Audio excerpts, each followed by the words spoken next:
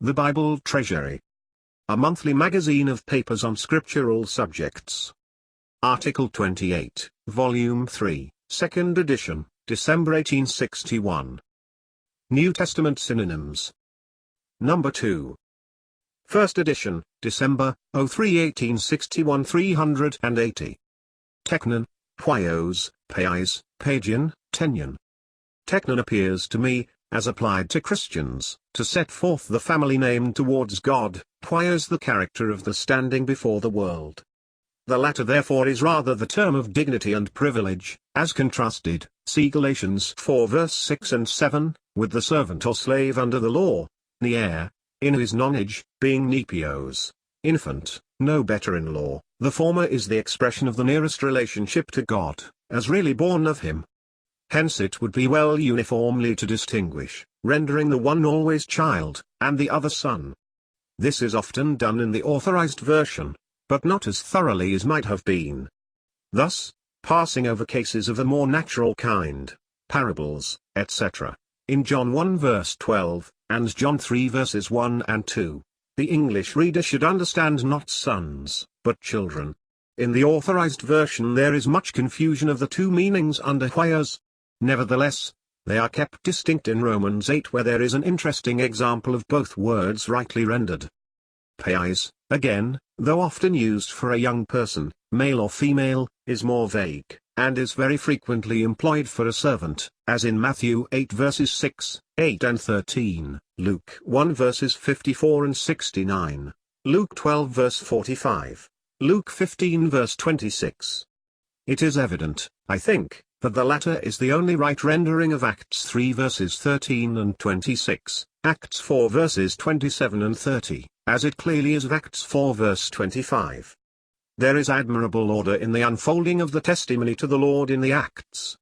Peter's preaching does not go beyond the messiahship of Jesus, and hence views him as the holy servant of God, though, of course, he well knew and believed him to be the Son of God. Stephen goes a step farther, and bears witness to him as the exalted Son of Man.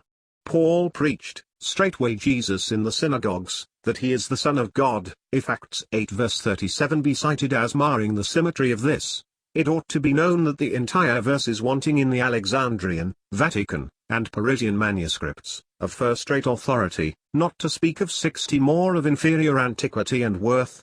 The best copies of the Vulgate, the Coptic, the Sahidic, the Syriac, save with asterisk in Syr. Paul, with the Ethiopic. The Laudian Greek-Latin manuscript, of the 7th century, according to Wettstein, and about 20 more support it, though with singular variation, also the Armenian version, and others of no great account. I am aware that Ienus, Contra her, lib.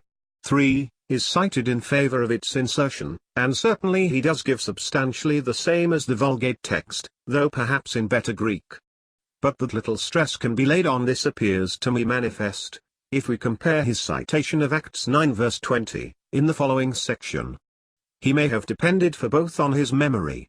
On the whole, I cannot doubt but that the great majority of the ablest critics are right in rejecting the verse. As to the difference between Padian and Tenyon, in their spiritual application in 1 John 2, nothing can be clearer.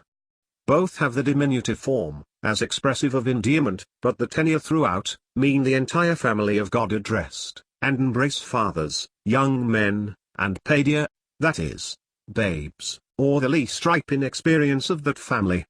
Hence, as has been often observed, when all are meant, padia is employed, as in 1 John 2 verses 1, 12 and 28, 1 John 3 verses 7 and 18, 1 John 4 verse 4, 1 John 5 verse 21. The distinctive use of padia for what we may call the infants of God's family, appears only in 1 John 2 verses 13 and 18.